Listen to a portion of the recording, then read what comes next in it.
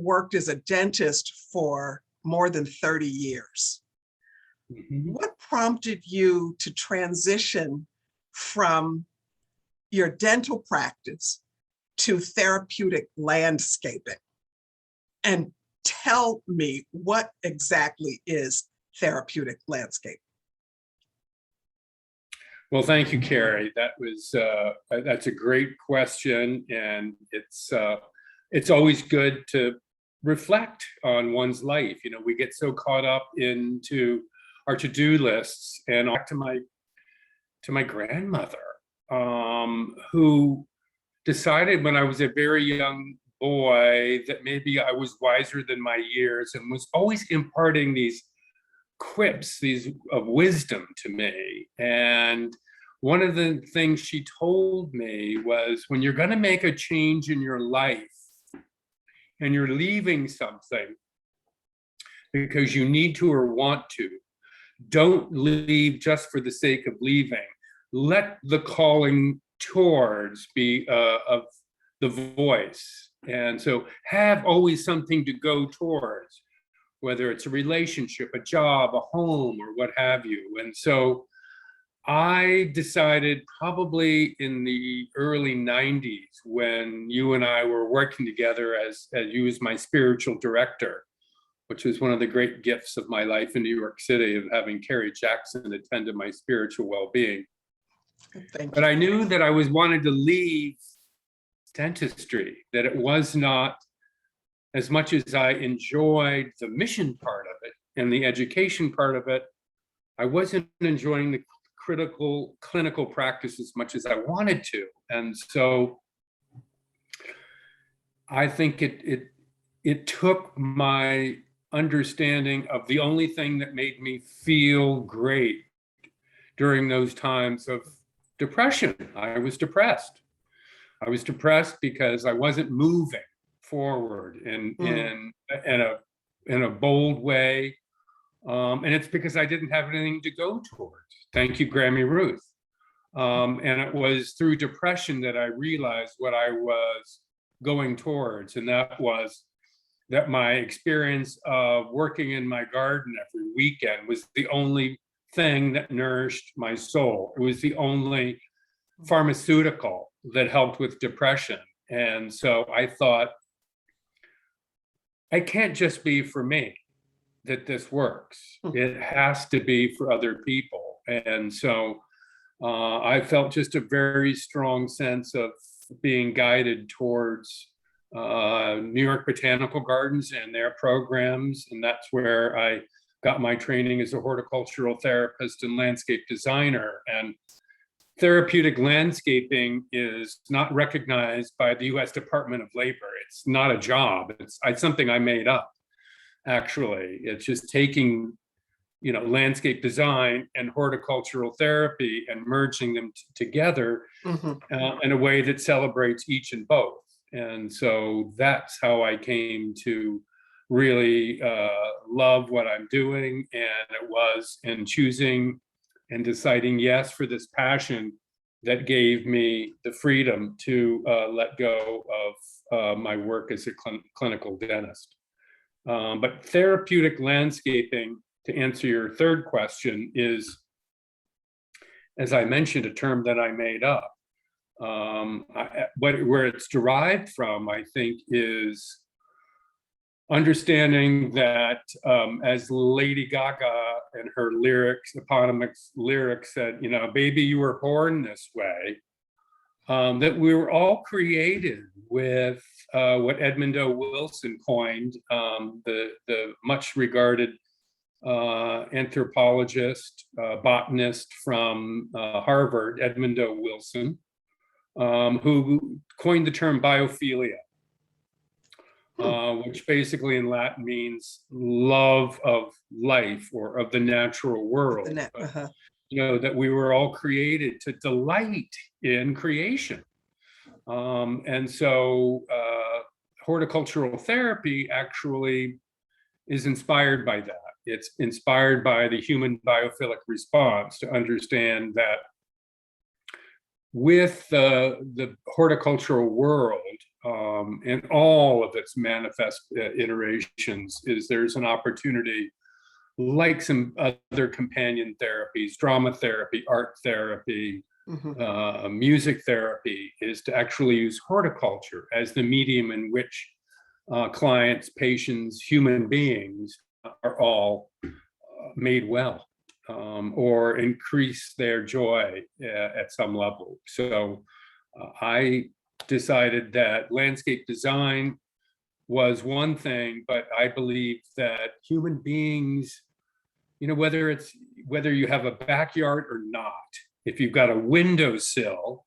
and you can grow something, is that why shouldn't you have the opportunity to increase your pleasure in the created world by having a relationship with plants? And so I design gardens for my clients that are specifically tailored towards what it is that brings them joy, and using plants and that adaptation to do that. So that's what horticultural therapy is, and landscape design is just a part of therapeutic landscaping. But great question, Carrie.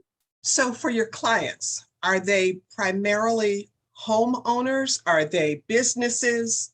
And how do you connect with individuals who say, wow, I want some intentionality about the landscape design that really connects with those biophilic impulses? How do you connect with them? So my clients are at this point institutional, meaning hospitals, and residential. Although you mentioned business, and I would love to work with businesses to create spaces for people who are doing work in conferences or waiting, doctors' waiting rooms, for example, but to use that biophilia as a part of increasing people's health and wellness. But so what I do is, before I even meet with the client in person, I give them my website, which explains kind of in pretty full detail what my philosophy is. And then I use kind of what I use exactly, how I engaged with the patients. I use the exact same kind of style, which is kind of take off the lab coat, bring the power vacuum to level that we're operating on actual equal planes, and I just kind of say, tell me your story. Tell me your story. Tell me your story about your backyard, or tell me your story about how do you use your outdoors? And then I go, and they tell me the story, which usually about the what's, and then I kind of manage the questions to the whys and the hows, and ask them if they have, questions like, have you ever thought that your backyard could be more than your lawn? Not that I'm against, lawns per se, but, have you thought about more? So I really just get people, it's, as you know, Carrie, in your work as a counselor, pastor, healer, it's oftentimes it's the questions that you ask, it's not the answers. You're just trying to get people to ask themselves the right questions, and then you just guide them towards, let them finding their own heart's way through things, letting their soul speak to them. I don't want to do prescriptive landscaping. I'm not going to look at the backyard and say, oh, well, I see a hedgerow and I see pink roses. I don't do that. I let the people decide what it is that speaks to them, and then give them options. But it's all about understanding how these yard spaces can make them feel good, whatever it is, So, and most people don't know what they don't know. There are a lot of people who say, oh, I've got, I got a black thumb. I kill cactus, and all this. And so my job, first and foremost, is just to dispel that and say, you're a child of God and you've been given the capacity to be a custodian of her creation. And yes, you can do it. So let's work on that too. But most people don't, know a lot about plants. They know what makes them feel good, but they don't know. And so I try to really elevate their understanding first so that they can feel empowered to make the decisions going to bring them to realize their goals. So I hope I answered the question. Yes, and so along the way, are you then teaching your clients how to maintain the garden space themselves so they're in it? Yeah, because there's no such thing as a no maintenance garden. It doesn't exist. There's low maintenance and then there's medium and high maintenance. But even for the low maintenance, I think that I have found in my work that people derive a great deal of pleasure in caring for plants. But they don't know. And so I offer all my clients, it's not a prerequisite, but I said, you can either pay me to come over and do this for you, or you can keep the money in your pocket and have the joy of taking care of them yourself.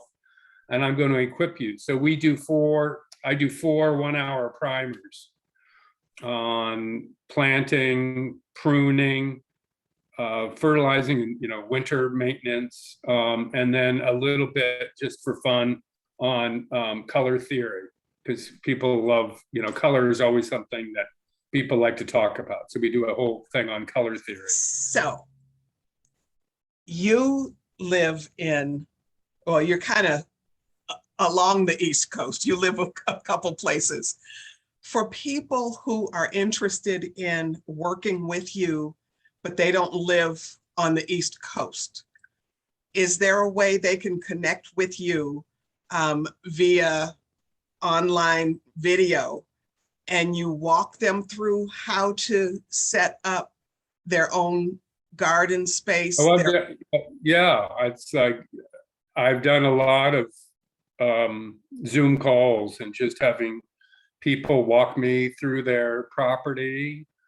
And then I just, and particularly if they have a site plan that goes with it, where that's accurate. So I can really get a exact idea of how their yard or property is laid out. Then I can really understand proportion and everything else. But yes, through Zoom, I can diagnose, but spend time with people and it works. It's not as good as touching someone and being with them, but it can work. Yeah. Awesome.